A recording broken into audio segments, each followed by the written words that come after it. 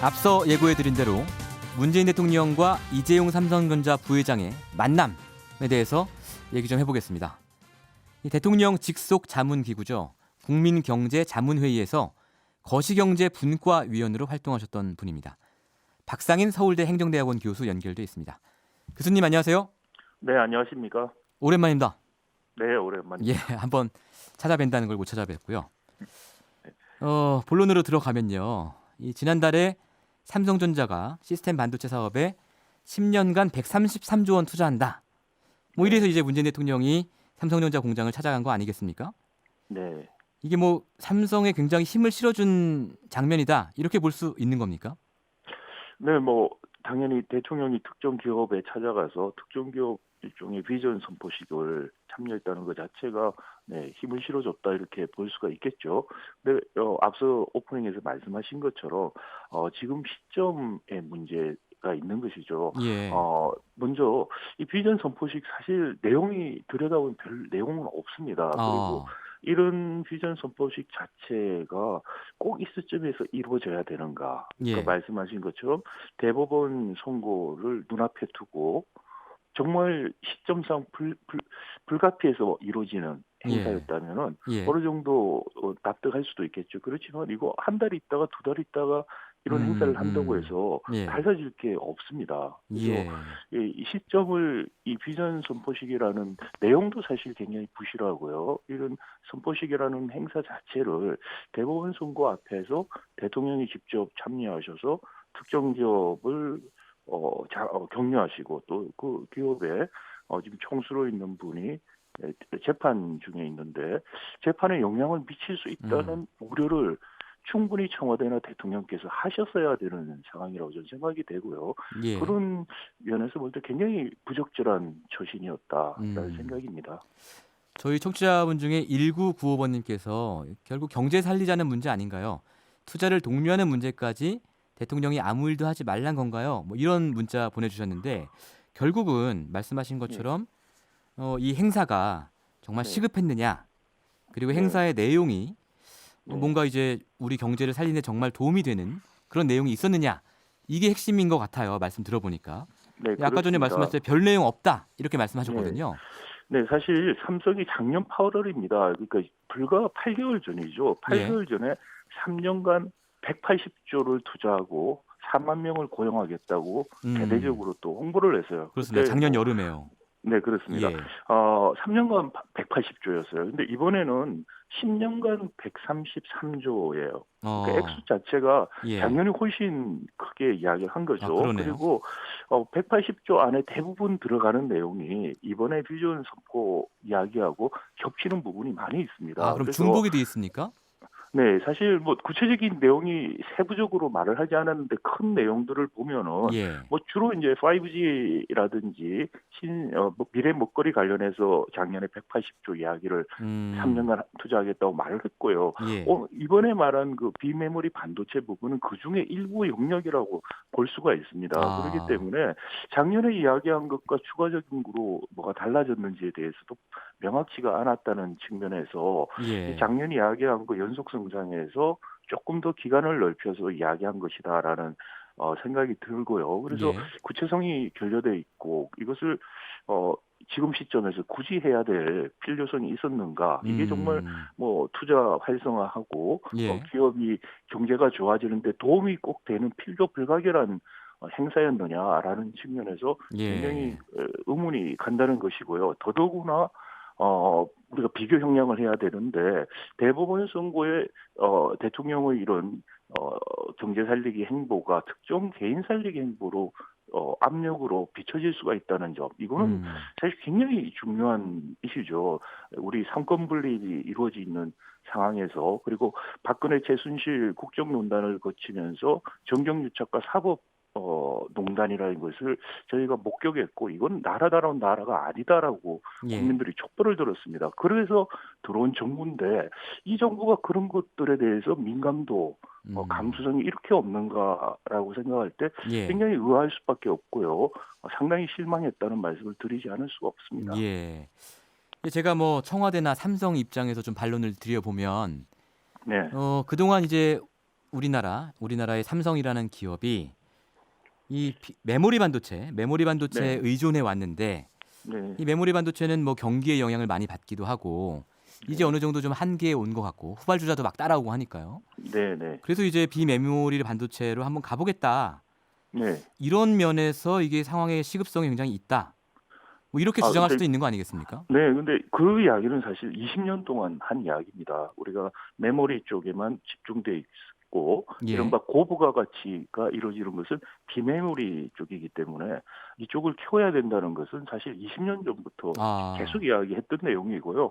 그리고 작년이나 올해 뭐 5G 시대 이야기를 하든지 뭐 5개 내지 5개 분야 핵심 분야 이야기한 것도 부품이라고 말하는 부분이 이 부분이 들어가 있는 겁니다. 이미 새로운 내용은 사실 없다. 포장을 좀 다르게 해서 같은 예, 내용을 보여줬을 뿐이지 예, 새로운 내용이 실제로 있는 것은 아니다라는 말씀을 먼저 드리고 싶고요. 예. 그리고 이게 삼성전자가 잘할 수 있는 분야냐라는 또 생각을 해봐야 됩니다. 아, 그건 어떤 왜냐하면은 뜻에서 그렇습니까? 예, 이 메모리 그럼 왜 우리가 20년 동안 비메모리는 못하고 예, 메모리만 잘해왔는가? 예, 메모리는 어떻게 보면은 일괄적인 생산을 합니다. 설계와 생산 두 부분으로 이제 반도체 예. 공정을 나눠볼 수 설계와 있는데, 생산. 예. 네, 그렇습니다. 메모리 같은 경우 삼성전자나 하이닉스 같은 경우는 설계하고 생산을 일괄되게 하는 거죠. 이 메모리 업체는 그러니까 어떻게 보면은 품종이 많지 않은 그리고 예. 대량 생산을 그래서 할 수 있어서 예. 대량 생산의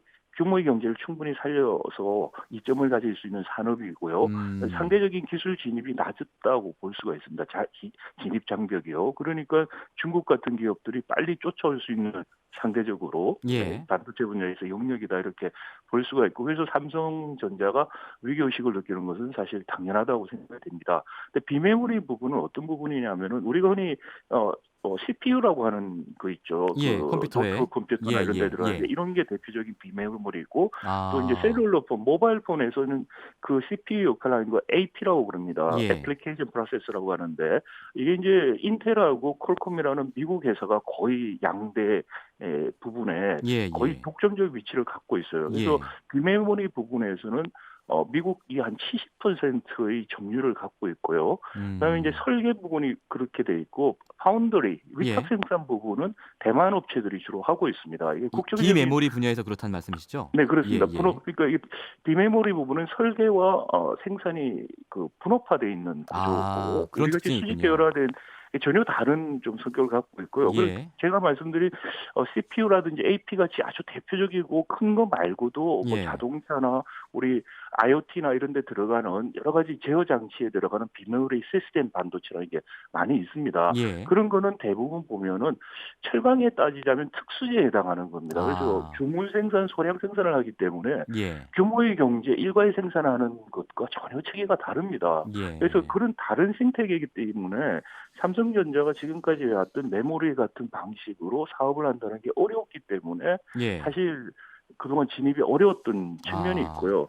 예. 지금 그럼에도 불구하고 이 생태계 차이점이라든지 글로벌 예. 밸류체인의 차이점에 대해서 이해가 거의 없는 상태에서 음. 과거 개도기식인 산업정책 같이 그냥 하면 된다는 아주 단순한 사고를 지금 하고 있는 것을 제가 볼 수가 있어요. 그래서 예. 준비도 충분치 않은 상황이고 이해도 부족한 상황에서 예. 이런 선포식을 왜 앞당겨서 하는지 도대체 이해가 안 간다는 음. 말씀을 제가 드린 것이죠. 그러니까 말씀을 좀 정리해 보면 삼성이 잘하는 메모리 반도체 분야는 네. 설계와 생산이 어쨌든 다 한 수직 계열화돼 회사에서 있죠. 네, 예. 그렇습니다. 한 회사에서 다 할 수 있는 건데 지금 이제 해 보겠다라고 하는 건 비메모리 분야. 이 네. 분야에서는 설계는 설계대로 생산은 네. 생산대로 이제 간다는 말씀이잖아요. 그렇습니다. 네, 그래서 예. 삼성도 지금 말한 걸 보면은 파운드리 쪽을 하겠다는 거죠. 자기들이 이제 주로 하는 것은 대량 생산에 장점이 그러니까 있으니까 파운드리라는 건 아까 말씀하신 위탁 생산을 말씀하시는 외투한 거죠? 생산입니다. 네, 그렇습니다. 예. 패밀리스라고 말하는 것은 보통 설계라고 이야기하면 되겠고요. 아, 예예. 반도체 공장을 우리가 팹이라고 부릅니다. 그러니까 예. 공장이 없다. 그게 이제 설계를 하는 부분만 말을 하는 거죠. 그런 그래서 거군요. 예. 네네. 그래서 설계 부분은 말씀드린 것처럼 인텔이나 퀄컴이 정말 압도적인 사업자고요. 그 예. 나머지 많은 시스템 반도체는 중견기업들 위주로 다 구성되어 있습니다. 그리고 그런 음. 것은 중견기업들이 잘할 수밖에 없는 예. 규모의 일들이에요. 그래서 우리가 그 부분을 키워야 된다는 거 20년 전부터 이야기했는데 예. 왜 그러면 안 되고 있느냐. 예, 예. 사실 이 부분뿐만이 아니고요. 우리가 메모리 반도체 부분도 보시면은 반도체 장비라든지 소재는 대부분 외국에서 수입합니다. 일본, 독일이라든지 미국에서 수입을 해요. 그래서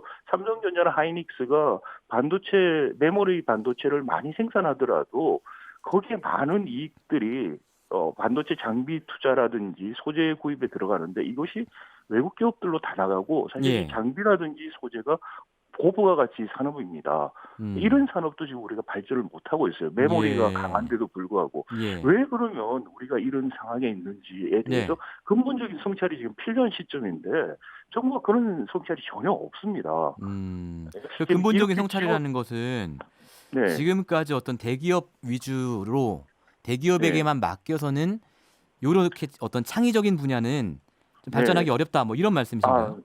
바로 정확한 지적이시고요. 예. 지금 말씀드린 것처럼 규모의 경제, 대기업 중심으로 할 수 있는 부분들은 말씀드린 비메모리보다는 메모리였고 대량 생산 위주였고 장비라든지 소재가 아니었다는 것이죠. 저희가 예. 지금 부족한 부분, 고도화가 돼야 되는 부분은 중견 중소기업들이 잘할 수 있고 새로운 도전과 기회가 있어야 되는 예. 분야다. 즉 혁신형 용역에서 가장 중요한 것이 예. 기회와 유인 이렇게 이야기를 할 수 있습니다. 공정한 경쟁의 기회가 있고 또 크게 성공했을 때 자기가 그 대가를 보상을 받을 수 있는 유인 체계가 필요한데 우리 보면은 이 반도체라든지 제조업 중간재 산업에 해당하는 부분들 보면은 기술 탈취가 만연하죠. 단가 우려치기도 만연합니다. 예. 그리고 많은 경우에 수직 계열화돼 있고 대기업들의 관계사들이 하고 있습니다.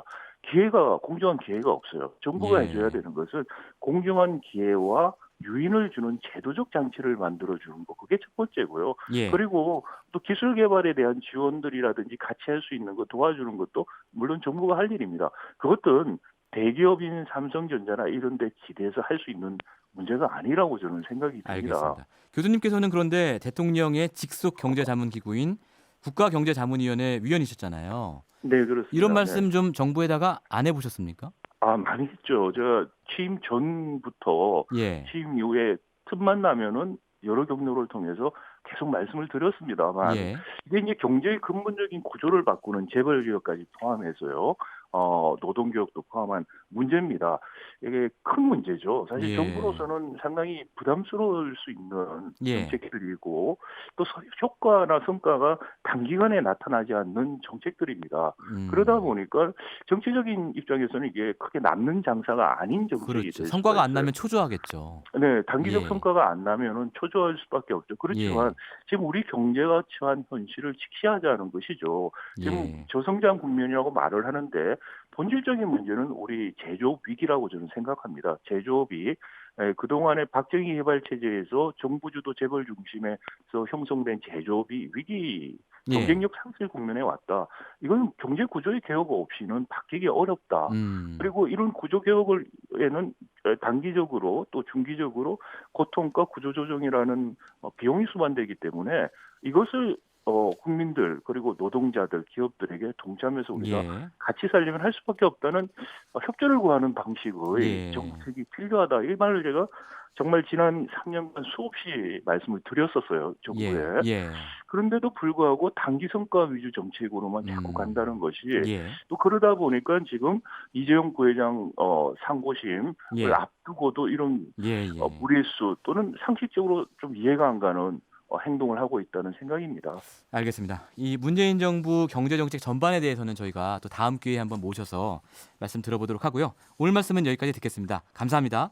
네, 감사합니다.